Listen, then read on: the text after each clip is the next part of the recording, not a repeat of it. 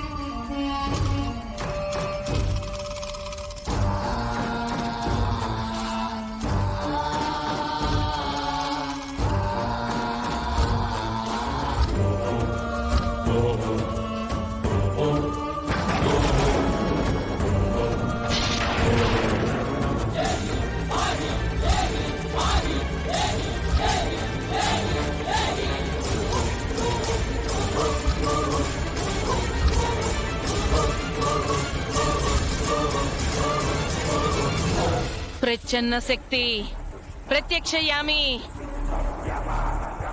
ప్రచ్ఛన్న శక్తి ప్రత్యక్షయామి.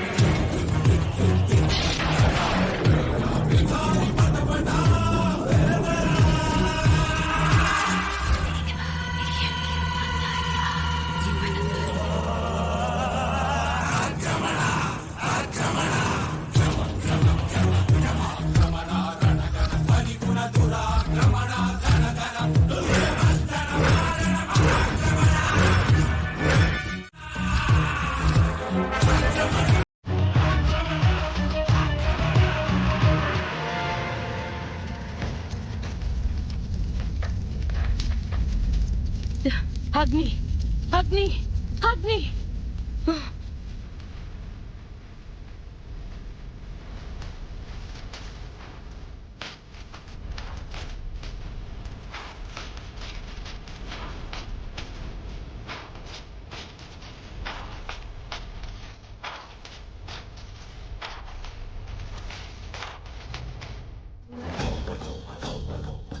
ఏమైంది చంబా?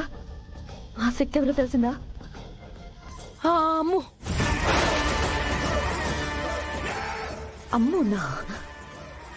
ఆనంద్, ఆకాష్, అంజు. పిల్ల అరుంధతికి సాయం చేస్తున్న వ్యక్తి ఎవరంటే పిల్లల పేరు చెప్తున్నావని చంబా?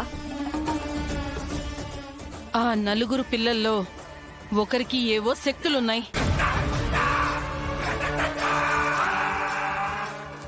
ఏం నువ్వు చెప్పేది?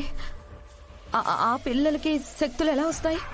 వాళ్ళు ఈ మధ్య గుళ్ళకెళ్లి పూజలు చేసి తాయిత్తులు కట్టించుకుంటున్నారు కదా, వాళ్లల్లో ఒకరిని దైవశక్తి ఆవహించింది. ఏదో దెయ్యం పట్టినట్టు దేవతలు పట్టడం ఏంటి? ఆ నలుగురిలో ఎవరికి దేవుడు ఆవహించాడు? తెలీదు, నాకు నలుగురు కనిపించారు. ఇప్పుడు తెలుసుకోవడం ఎలా? అయినా చచ్చిన అరుంధతే పిల్ల అరుంధతిగా పుట్టింది. దానికి శక్తులున్నాయని చెప్పావు, మళ్ళీ ఈ నలుగురు పిల్లల్లో ఒకరికి శక్తులు రావడం ఏంటి? మానవ శక్తికి దైవశక్తి కూడా తోడైందని చెప్పాను కదా. ఆ పిల్ల అరుంధతికి తోడుగా నలుగురు పిల్లల్లో ఒకరిని ఆవహించిన దైవశక్తి సహాయపడుతుంది.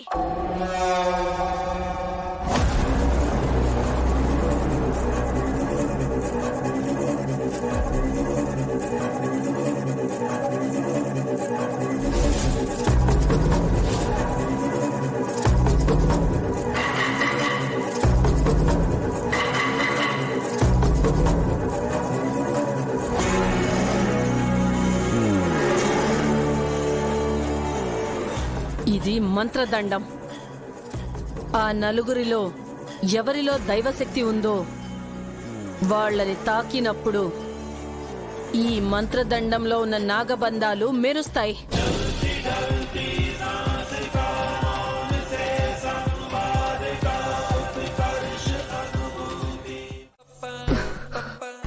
నేనేనే ఫోన్ ఎడబెట్టినావు. ఆయన వస్తున్నాడనే చెప్పనీకి చేసిన.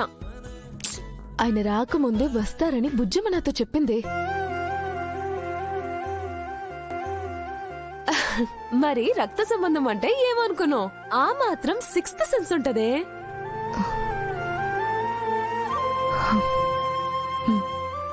నేనే బుజ్జమ్మ నా ఇంటికి పంపిద్దాం అనుకున్నాను. ఆయనే వచ్చారు.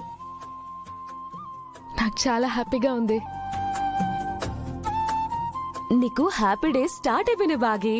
అతి త్వరలోనే మీరందరూ మళ్ళా ఒక్కటిగా కలిసిపోతారనిపిస్తుంది. All the best. ఇది వెంట పయనం, వేడి చెమ్మతో కరిగిన నయనం, గుండె నిండిన రక్త సంబంధం.